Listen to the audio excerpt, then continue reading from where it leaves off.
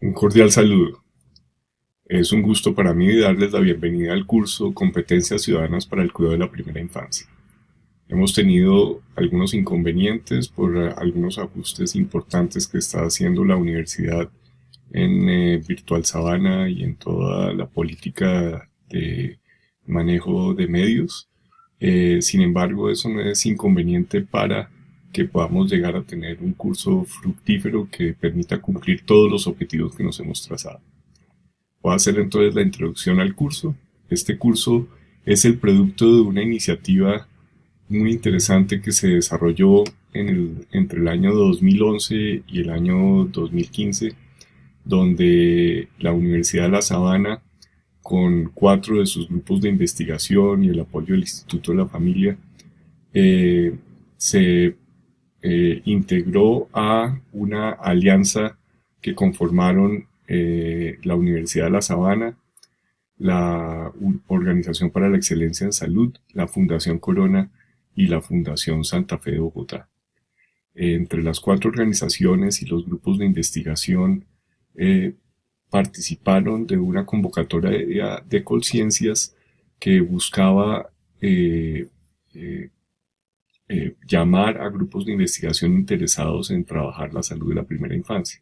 La trayectoria del Centro de Estudios en Salud Comunitaria de la Facultad de Medicina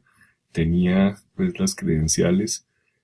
para aliarse también con estas otras organizaciones y otros grupos de investigación que tenían también cierta trayectoria en el tema. La experiencia del Centro de Estudios en Salud Comunitaria de la Facultad de Medicina había trabajado durante casi 10 años la iniciativa de la OMS y la OPS, que se llama Estrategia de Atención Integral a las Enfermedades Prevalentes de la Infancia, o la estrategia también conocida como Estrategia IEPI, y esto permitió que ese saber y esos intereses de investigación que habíamos construido trabajando con Bogotá, con Cundinamarca, a nivel nacional e inclusive en Latinoamérica con la OPS, nos diera pues no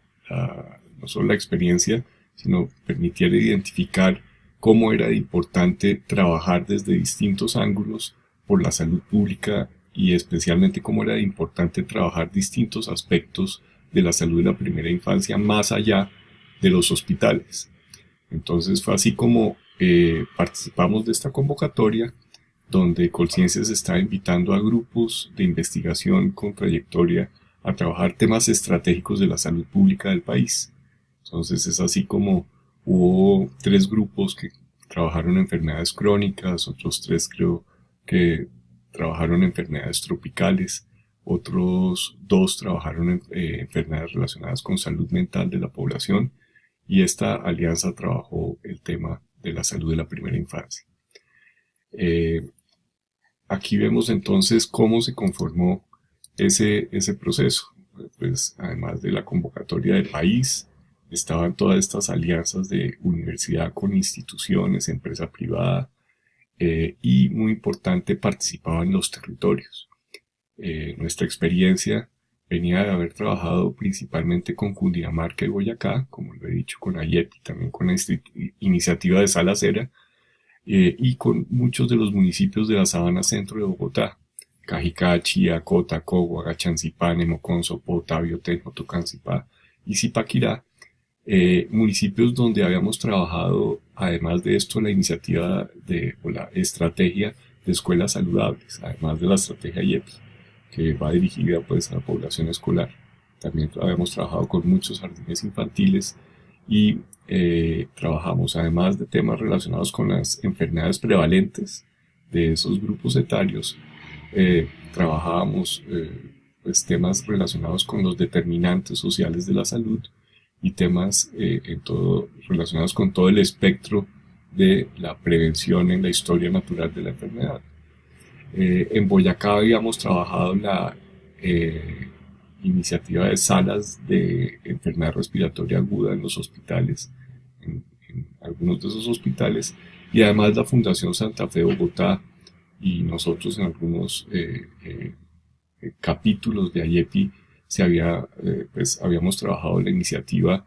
Instituciones Amigas de la Madre la familia y la infancia. Fue así entonces como se vincularon los municipios de Duitama, Sobatá, Sogamoso, Tibás, Tuna. Además hicimos algunas colaboraciones con la Universidad Colegios de Colombia, la Universidad de Kansas, la Universidad Pedagógica y Tecnológica de Colombia y el municipio de Boyacá, que nos acompañó en todo el proceso de pilotaje de instrumentos. Ya les cuento entonces en qué consistía todo esto. El trabajo pues involucró gran cantidad de investigadores en distintas áreas, porque no solo estábamos investigando específicamente el tema de salud, sino los determinantes de esa salud de los niños en ese grupo etario y en lo que se considera la primera infancia, que es desde la vida gestacional, cuando todavía están en el desarrollo intrauterino. De manera que yo siempre hago este símil, esto es como producir una película. Entonces hubo toda esta gente participando en estas distintas tareas, los investigadores, ya veremos a qué se dedicaban más adelante durante este curso. Siempre es importante cuando uno se aproxima al tema de primera infancia empezar entendiendo cuál es la relevancia de trabajar por la primera infancia y cómo es definitivo no solo por el imperativo moral que hay en trabajar por el bienestar y la garantía de la calidad de vida de los niños en ese momento de la vida, sino por el efecto a largo plazo que tiene esas condiciones favorables para que esos niños tengan una vida saludable y una vida que vaya a tener unos buenos desenlaces y por ende que la sociedad termine beneficiándose de esa buena inversión, de ese cuidado especial que se le dio a esos niños especialmente vulnerables en los primeros años de vida. Entonces, aquí empezaremos con una primera parte de lo que se plantea acá, y es sencillamente, en la introducción hablaremos de por qué investigamos en el inicio de la vida y por qué estamos diciendo que debe ser parejo, es decir, que debe ser equiparable, que debe ser equitativo, de que deben ser equitativas esas condiciones de las que deben gozar todo niño y toda niña sin excepción. El primer factor que siempre se menciona, y aquí tomo unas de las adaptaciones que ha hecho la investigadora Raquel Bernal, economista, profesora de la Universidad de los Andes, que toma y hace un símil que originalmente hizo el profesor Heckman con información de niños de otras partes. Lo interesante fue que la profesora Bernal también logra demostrar eso aquí en Colombia, y es que el momento donde es más costo efectivo invertir en programas, ¿sí?, que están relacionados con la educación y la construcción de capacidades, digamos, a lo largo de toda la vida, es en la primera infancia. De esa manera ella toma los programas de hogares del bienestar familiar, las iniciativas de familias en acción que van dirigidas a niños un poquito más grandes, las iniciativas de educación primaria, pública, educación secundaria, becas secundarias pues para becas para educación secundaria, financiación para educación universitaria y capacitación ya laboral tipo SENA, que es pues ya en población adulta, y se ve que el retorno de cada dólar que se invierte es el doble entre si se hace en la primera infancia comparado con lo que es el retorno, que es de 0.16 centavos de dólar por cada dólar invertido que se adquiere digamos, en inversiones que se hacen ya en personas adultas. Esto es para mostrar cómo es de costo efectivo el retorno, lo que se beneficia, aquello en lo que se beneficia a la sociedad por cada dólar que se invierte. Entonces es mucho más efectivo invertir en la primera infancia que lo que llega a ser la efectividad del retorno a lo largo de la vida. Esa ese argumento, si bien es económico, es más interesante cuando uno lo ve desde el punto de vista biológico y de funciones. Acá vemos una gráfica también trabajada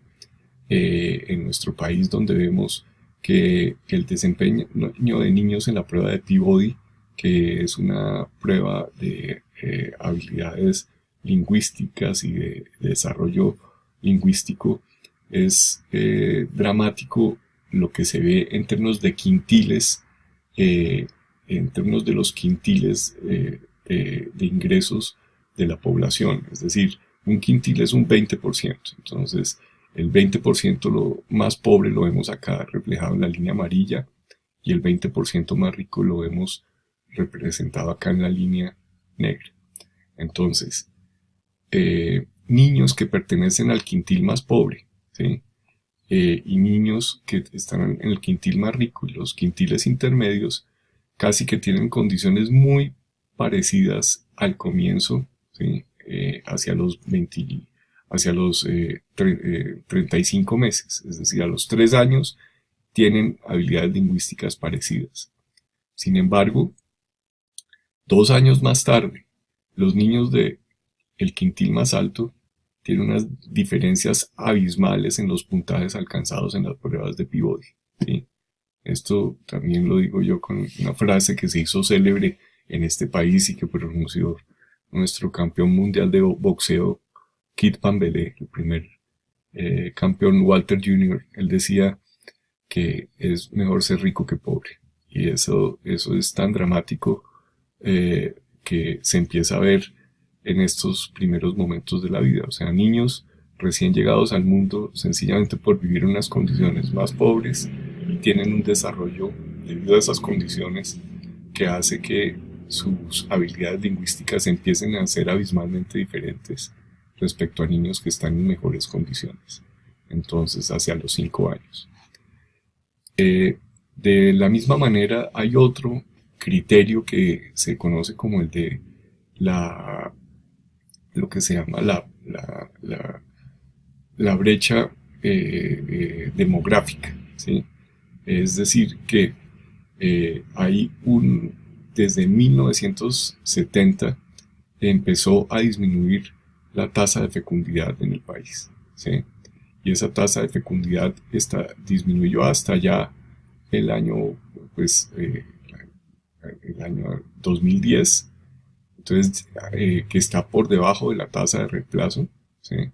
De la población, que es alrededor de 2.1, ¿sí? Y se estabiliza en ese rango y ya después esa tasa de fecundidad vuelve a subir hasta alcanzar una meseta.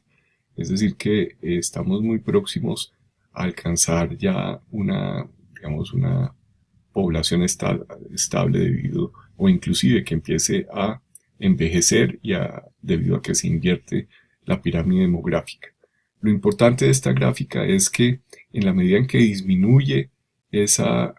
tasa de fecundidad de la población, empieza a haber una oportunidad para ese grupo poblacional en la medida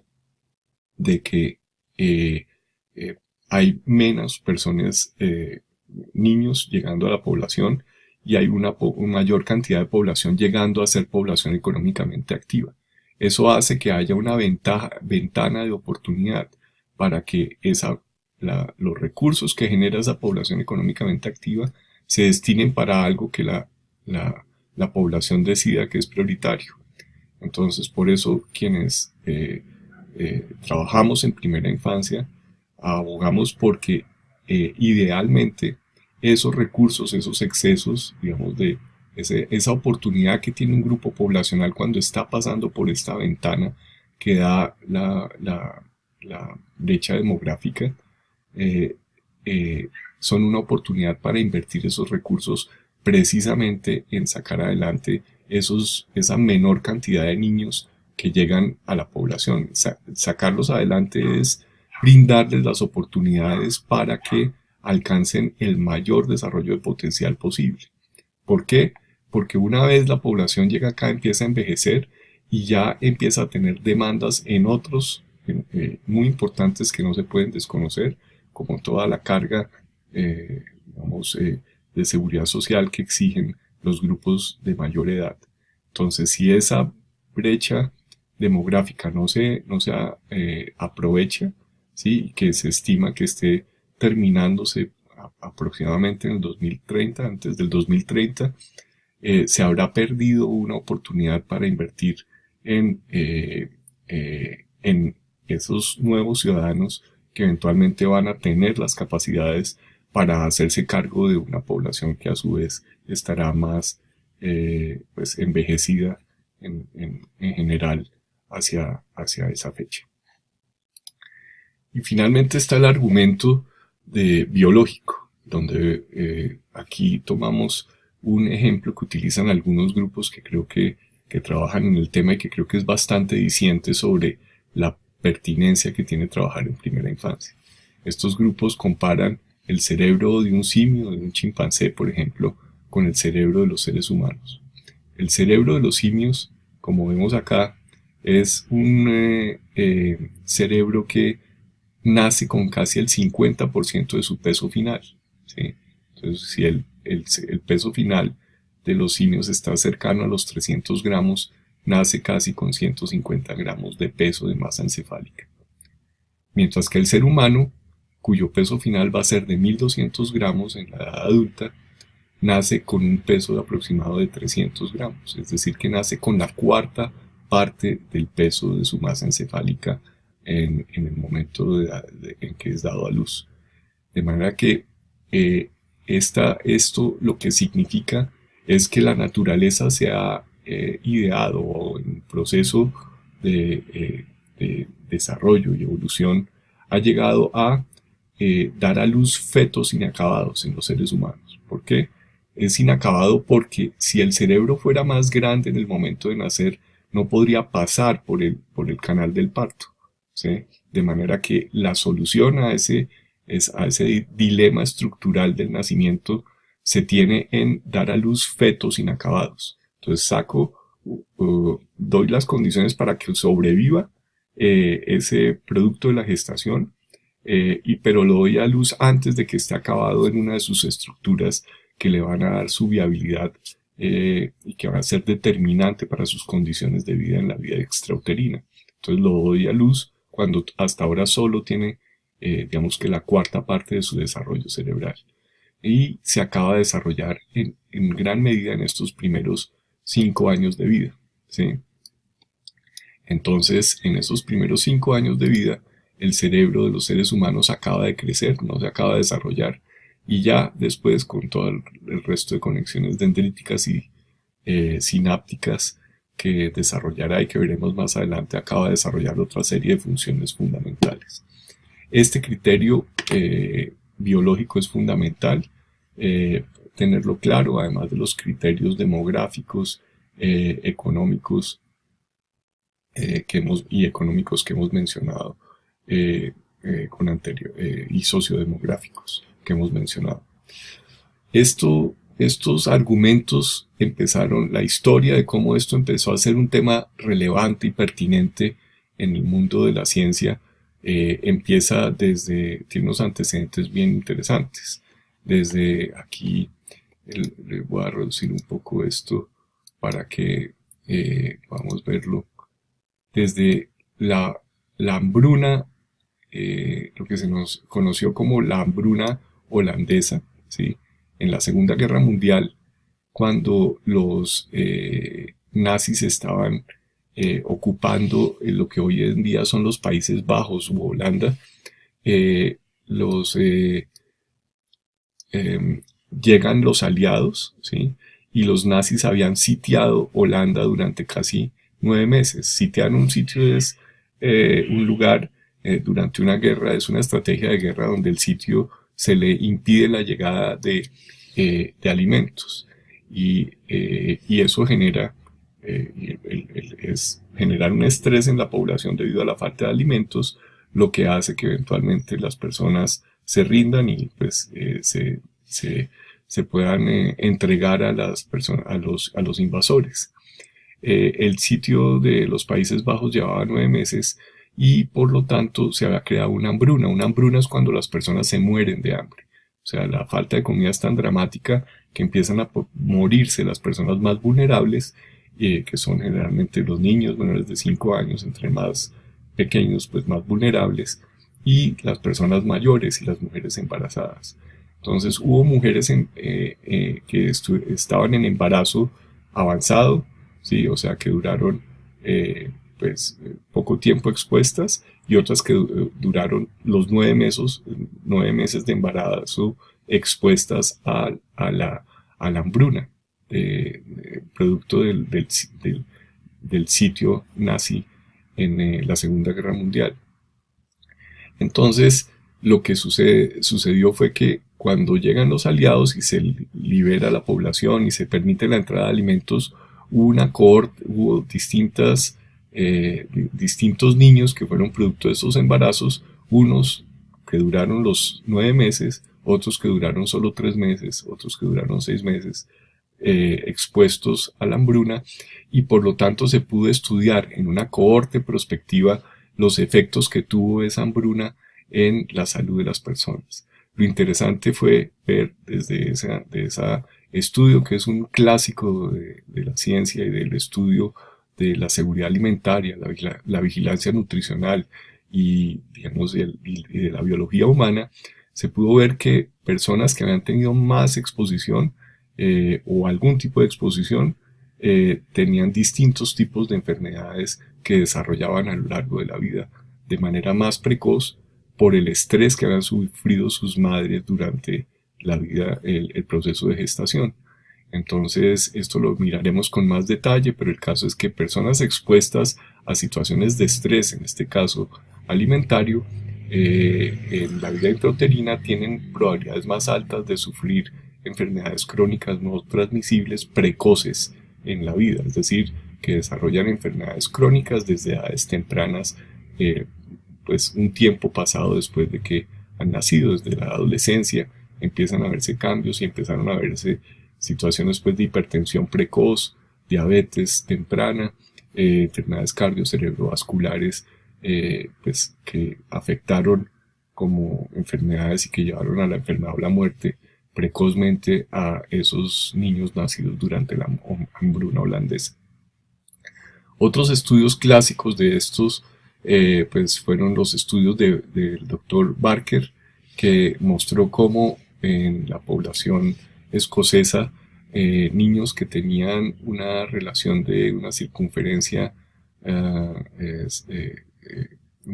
cefálica más pequeña y más delgadez al nacer, tenían un mayor riesgo de enfermedad cardiovascular en la vida adulta. Esto es lo que se llamó como la determinación temprana de las enfermedades crónicas. ¿Sí? Es como dentro de la misma tradición de la enfermedad holandesa, se empieza a describir también con los estudios de Barker la determinación temprana, como los tejidos quedan preprogramados para tener unas condiciones de vida desfavorables y expresión de enfermedades que en otras personas no se expresarían o no se expresan si esas condiciones primarias de vida no los han sometido a estrés. De la misma manera, pues está el estudio clásico, el ACE Study, el Adverse Child Effects of Abuse and Retarded Experiences in Childhood, que es un estudio donde pues los doctores Anda y Felitti estudian en una cohorte de personas de aproximadamente 37,000 pacientes que pertenecían a lo que aquí es una aseguradora, una EPS en Estados Unidos, y ellos toman las historias clínicas y les envían unos cuestionarios donde investigan qué personas han tenido exposición a algún tipo de violencia entre el nacimiento y los 18 años, violencia física, violencia psicológica o violencia sexual. Y también ellos logran demostrar cómo personas que han tenido exposición a algún tipo de violencia tienen muchas más probabilidades de tener conductas depresivas, intentos de suicidio o utilización de drogas eh, eh, eh, pues, psicoactivas, ¿sí? O abuso de drogas psicoactivas, también tienen más riesgo de enfermedad cardiovascular y de otro tipo de enfermedades. O sea, hay una relación entre la exposición a algún tipo de abuso y la expresión de enfermedades. De esa manera, entonces, hay pues una tradición, que es lo que trato de mostrar, cómo se empezó a descubrir cómo era de relevante las condiciones de vida y cómo podían tener un efecto deleterio, pero también se describió en últimas este modelo conceptual que parte y acaban de conformar Anda y Felitti, ¿sí? Y es experiencias adversas en la infancia llevan a desajustes sociales, emocionales y cognitivos en las personas en su proceso de desarrollo, que lleva a la adopción de comportamientos riesgosos para la salud, a enfermedades discapacitantes y muertes tempranas. Ojo, entonces aquí se combinan el planteamiento de Alda y Felitti, de Anda y Felitti, con el de Barker y los investigadores de la hambruna holandesa. O sea, tanto los aspectos biológicos como los comportamentales hacen que se marcan o se determinan en la primera infancia, terminan teniendo un efecto tanto en las estructuras biológicas como en los comportamientos que hacen que finalmente todo se traduzca en alteraciones biológicas tempranas y muertes tempranas. Ese es el efecto, digamos, la predeterminación temprana de las enfermedades determinadas desde la primera infancia. Finalmente tenemos acá el por qué esto es tan importante y por qué estamos interesados en que este curso se divulgue y llegue como un mensaje que construya competencias ciudadanas muy importante en profesionales de la salud, pero igualmente en todos los sectores de la población. Porque no basta con que el Estado, ¿sí? Lo tenemos acá en rojo, la disposición de la política pública haga todo el esfuerzo por llegar a que los niños y las niñas tengan unas condiciones de vida favorables, porque por sí solo el Estado nunca va a poder hacerlo. Ningún gobierno de ninguna corriente política, de izquierda o derecha, va a poder hacer que la cosa funcione. Tiene que ser el Estado, junto con la población en general, que se articulen. Por eso acá ponemos movilización social, el resto de la sociedad y la ciudadanía y la sociedad civil, articulados juntos para que la rueda funcione y eventualmente tengamos una y otra generación tras otra encargándose de sacar adelante a esos niños y niñas por nacer, para brindarles en últimas un inicio parejo de la vida, que es, si ustedes ven acá, el concepto de equidad es darle más a quien más lo necesita.